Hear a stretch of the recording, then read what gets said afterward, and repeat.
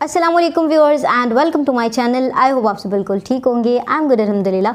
सो आज की वीडियो में हम बात करने वाले हैं कि IAUI का ग्रेडिंग सिस्टम क्या है और IAUI में आपके ग्रेड्स किस तरह के आते हैं एंड आप किस तरह से ग्रेड्स को इम्प्रूव कर सकते हैं।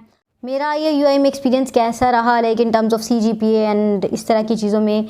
एंड एक और चीज़ ये कि हम ये भी डिफ्रेंशिएट करेंगे, बहुत सारे लोगों को पता ही नहीं होता कि CGPA होता क्या है, GPA क्या होता है। ठीक है, GPA का तो पता होता है लेकिन CGPA और GPA में कन्फ्यूजन होती है, तो हम ये भी इसको भी डिफ्रेंशिएट करेंगे। सबसे पहले हम बात कर लेते हैं कि CGPA और GPA में डिफरेंस क्या है। Okay, so CGPA is cumulative grade point average and GPA is grade point average.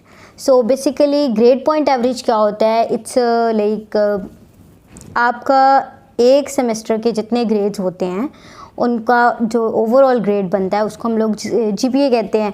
और जो कम्युलेटिव GPA होता है यानी CGPA जो होता है वो सारे जितने भी आपके सेमेस्टर्स गुजर चुके होते हैं उन सब के GPA का उनका कलेक्टिव जो GPA आता है उसको हम लोग CGPA कहते हैं।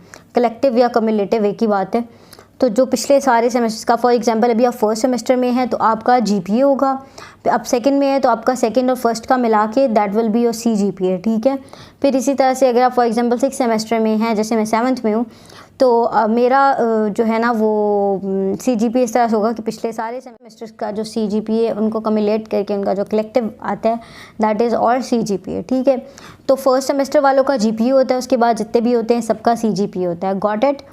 अच्छा, दूसरी बात ये कि IAUI का ग्रेड पॉइंट एवरेज या कम्युलेटिव ग्रेड पॉइंट एवरेज जो है इसका क्या सीन है, मतलब GPA किस बेस पे या ग्रेडिंग किस तरह से होती है। ठीक है, तो सबसे पहली बात ये कि हम लोग ऊपर से स्टार्ट करते हैं। ठीक है, 100 है ना हमारे पास, तो 100 में से जिनका 80 मार्क्स होते हैं या 80 से ऊपर होते हैं उनका A+ ग्रेड होता है। ठीक है, इसी तरह से 75 होते हैं तो B+ होता है। ठीक है, 5 नंबर पीछे आ जाओ तो B+ होता है, और 5 पीछे चले जाओ तो B होता है। यानी 70 अगर आपका है तो आपका B होगा, 71 है तो B होगा, 75 है तो फिर B+ होगा, और अगर 55 पे आ जाए तो हमारा D+ होता है और फिर D होता है और फिर फेल ही समझो। ठीक है, तो ये सिचुएशन है यहाँ पे A और A+ एक ही बात है, यानी कि 80 से ऊपर जितने भी हैं उनका A ही होगा और A ही ग्रेड होता है। वेरी सिंपल, इसमें कोई अच्छा, फिर हम बात कर लेते हैं कि मतलब GPA कितना होना चाहिए आपका यूनिवर्सिटी में रहने के लिए। ठीक है, डिग्री कंटिन्यू करने के लिए।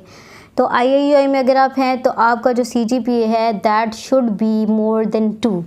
अगर आपका CGPA जो है वो GPA वो 2 से कम आता है तो आप मतलब समझो आपकी डिग्री आप कंटिन्यू नहीं कर सकते। अगर एक दफ़ा कम आया है तो आपको वो लोग वार्न करते हैं ताकि नेक्स्ट टाइम आप मेहनत करें और कम ना हो, और फिर दूसरी दफ़ा आपको चांस मिलता है। अगर आप दूसरी दफ़ा भी इसी तरह ही अपनी हरकतें जारी रखते हैं, यानी आपका CGPA जो है या GPA वो 2 ही रहता है, तो फिर आपको डिग्री आपकी एग्ज़ाम वो ख़त्म हो जाती है। ठीक है, तो उसके बाद आप डिग्री को दोबारा से स्टार्ट करते हो, फिर से एडमिशन लेते हो। अच्छा, यहाँ पे ऐसा होता है कि अगर आपने मिड टर्म्स में अच्छे मार्क्स सिक्योर कर लिए ना, आउट ऑफ 20 अगर पेपर में आपके 18-19 नंबर आ जाते हैं और आप ले सकते हो, this is very very very easy.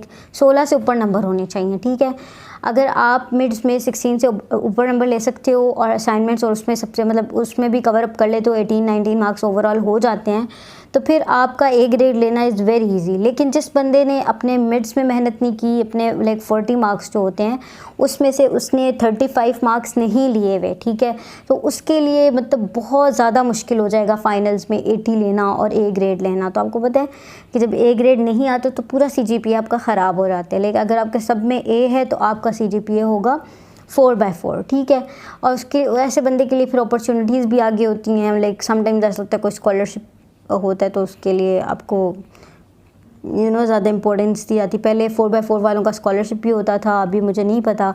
मैं स्कॉलरशिप की जब वीडियो बनाऊंगी तो फिर मैं ये भी मेंशन कर दूंगी कि मिलता है या नहीं मिलता, तो वो एक अलग चीज़ है। ठीक है, तो इसका पहला सोल्यूशन जो है ना वो यही है कि आप लोग फ्लैटरिंग करो, बटरिंग करो, मतलब टीचर्स के चमचे बन जाओ इन शॉर्ट। जो बंदा नहीं कर सकता ना ये, उसका फिर CGPA टीचर्स ख़राब कर देती हैं। मोस्टली टीचर्स ऐसी होती हैं, लेकिन बहुत सारी ऐसी भी हैं जो मतलब मैं कहती हूँ कि मेरे दिल में बसती हैं। ठीक है, I want mention names, but ऐसा है कि मतलब इंसाफ करने वाली टीचर्स हैं और अच्छे लोग होते हैं दुनिया में, ठीक है। तो आपने बिल्कुल भी हिम्मत नहीं हारनी है। अगर कभी आपके साथ इस तरह से हो कि आपका CGPA डाउन हो गया है, किसी टीचर ने जानबूझ के ख़राब करी, तो इट्स ओके, कोई बात नहीं, just go with the flow. Allah ताला की ज़ात देख रही है ना कि आपने मेहनत की हुई है, तो आपकी मेहनत आगे आपको कहीं मिल जाएगी। और मेरे साथ हमेशा इस तरह से हुआ है, स्पेशली 2 टीचर्स ने मेरे साथ CGPA ख़राब किया हुआ है। लाइक मेरा जैसे CGPA 3.92 था 6 सेमेस्टर में, तो अभी जाके मेरा 3.86 हो गया है। मतलब बहुत दुख की बात है, लेकिन कोई बात नहीं, 3.86 भी ओके है, ठीक है। तो फिर दूसरी चीज़ ये है कि आपको मेहनत करनी है, सही है, रज के मेहनत करनी है। ये नहीं सोचना, पता है मैंने देखा है कि जब फर्स्ट सेमेस्टर में स्टूडेंट्स आते हैं ना, तो बहुत ज़्यादा उनको पता होता है बस ठीक है मज़े वाले सीन है, क्लासेस मिस कर ली, बंक कर लिया, घूमने चले गए। ठीक है, घूमने जाना इज़ नॉट लाइक बुरी चीज़ नहीं है, लेकिन आपको जो है ना, यू शुड नो कि आपका यूनिवर्सिटी आने का मकसद क्या है। लाइक यू शुड नो कि आप क्यों आ रहे हो। आपके पेरेंट्स अगर आप पे पैसा लगा रहे हैं, इन्वेस्ट कर रहे हैं, आपके ऊपर एफर्ट कर रहे हैं, पैसा आपको दे रहे हैं, ठीक है, आपकी सारी ज़रूरियात पूरी हो रही हैं, आप पे ट्रस्ट कर रहे हैं, सबसे बड़ी बात ये है। तो आपको फिर उनके ट्रस्ट को डेवलप करना है, और उसका एक ही तरीका है कि आप अच्छा CGPA लो, अपनी स्टडीज़ के साथ कमिटेड रहो, सिंसियर रहो, ठीक है। जो इंसान अपनी स्टडीज़ को वैल्यू देता है ना, अपनी बुक्स को वैल्यू देता है, अपनी चीज़ों को वैल्यू देता है, तो फिर वो चीज़ें भी उनको रिटर्न बैक करती हैं।